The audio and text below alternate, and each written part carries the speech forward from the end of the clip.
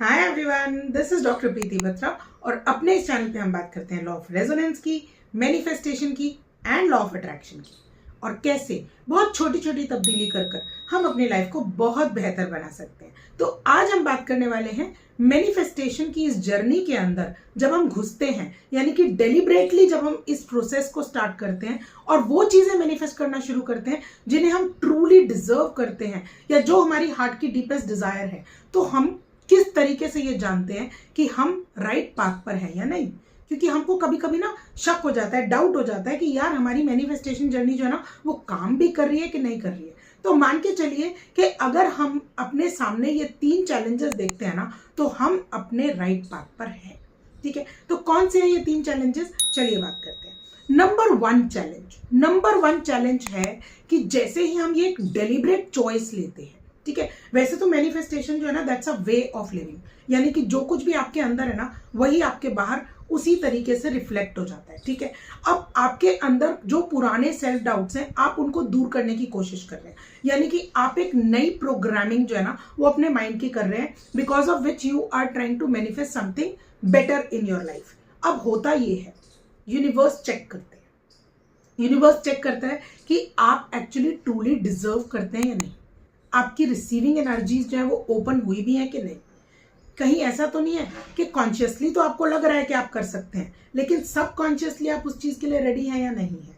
ठीक है, तो जब भी इस तरीके की कुछ उथल पुथल होती है ना तो इसको हम कियोटिक सिचुएशंस ऐसा बोलते हैं। ठीक है, तो आप नोटिस करेंगे कि जब आप इस जर्नी को डेलिब्रेटली चूज करते हैं, यानी कि अब आपको मालूम है कि आपने एग्जैक्टली क्या करना है, and when you start the process आपकी लाइफ में कुछ ज्यादा ही क्योस आना शुरू हो जाता है। ठीक है, तो फर्स्ट साइन इज, देखो क्या आपकी लाइफ में क्योस आ रहा है।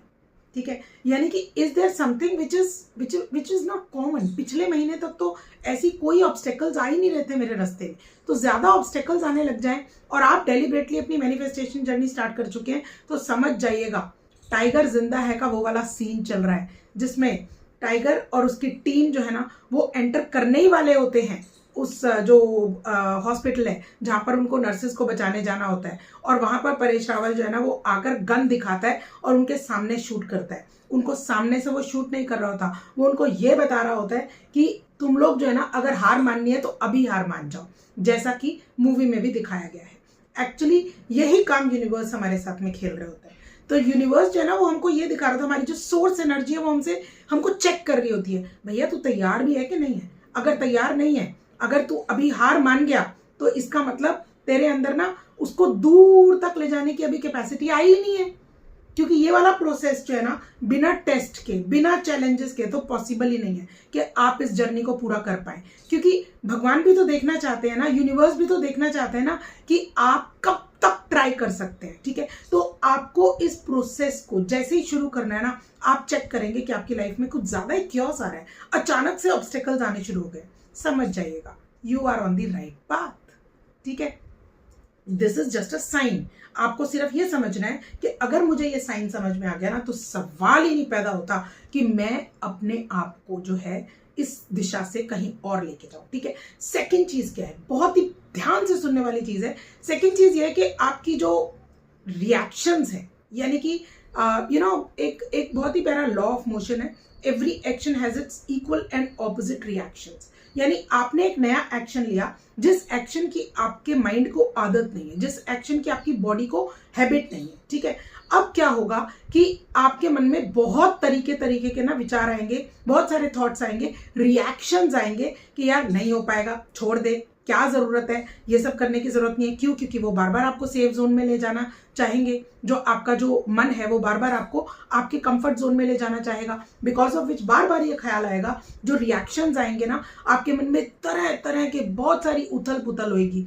जिसमें आपको ये लगेगा यार छोड़ ही देते हैं, बड़ा मुश्किल काम है, नहीं हो पा रहा है। ठीक है, ये सारी चीजें आपके दिमाग में आने वाली हैं, और ये सिर्फ आपका ब्रेन ही नहीं आपको रोक रहा, आपके लव्ड वंस भी रोकेंगे आपको। क्योंकि हो सकता है आप एक जॉब छोड़कर एक नई जर्नी की ओर निकल चले। ठीक है, हो सकता है आप अपने जो आपने हमेशा से पास्ट में जो भी काम किए हैं उन सबको जो है ना वैसे ना करके दूसरे तरीके से आप कर रहे हो, तो आपके लव्ड वंस जिनको हम कई बार ना ये सोचते हैं कि वो लोग हमें समझते नहीं हैं। अरे भाई, वो हमको कैसे समझेंगे, क्योंकि हमारी न्यू आइडेंटिटी अभी उनके लिए भी वो उस न्यू आइडेंटिटी के हैबिचुअल नहीं है ना। तो वो हमें कैसे समझेंगे, वो तो हमारी पुरानी आइडेंटिटी के ही हैबिचुअल है। हमारा ब्रेन और हमारे लव्ड वंस हमको इसलिए नहीं समझते क्योंकि वो चाहते हैं कि हम सेफ रहें। Please try and understand their intentions. उनकी इंटेंशंस गलत नहीं है, मगर वो ये नहीं समझते हैं कि आपकी न्यू आइडेंटिटी आपकी नजर में क्या मायने रखती है।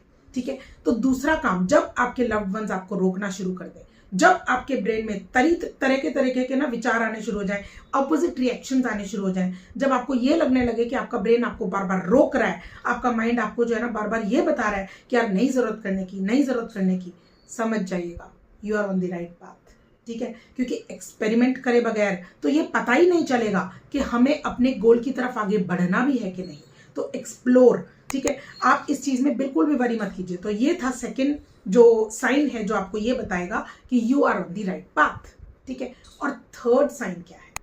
थर्ड साइन है आपका रेजोनेंस अपने आप के साथ।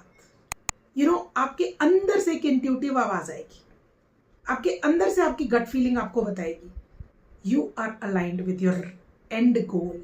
आपको पता है आपकी न्यू आइडेंटिटी क्या होने वाली है। आपको मालूम है कि आपकी गट फीलिंग बार बार आपको वहां लेके जा रही है। या ट्राई तो कर, या कर ले एक बार, कहीं ऐसा ना हो जाए कि बाद में जो है ना रिग्रेट करे।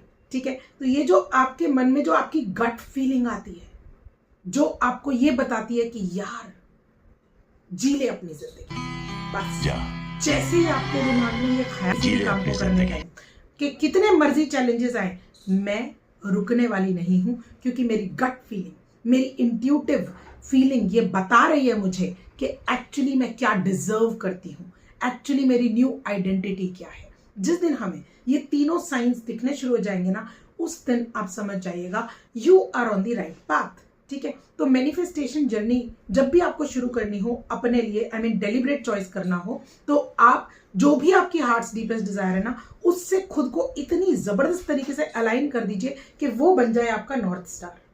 और फिर आपको लगे कि आपका तो नॉर्थ स्टार ही आपको अट्रैक्ट कर रहा है अपनी ओर। और फिर देखिए जो मजा आने वाला है ना इस जर्नी में, ये जर्नी अपने आप में ना आपके लिए एक एक्सपीरियंस बन जाएगी, और उस एक्सपीरियंस को आप बार बार रेलिश करेंगे। इस एक्सपीरियंस को आप अपने अंदर प्रिजर्व करके रखेंगे, क्योंकि इस जर्नी जैसा तो इस जिंदगी में कुछ हो ही नहीं सकता। Thank you so much for watching.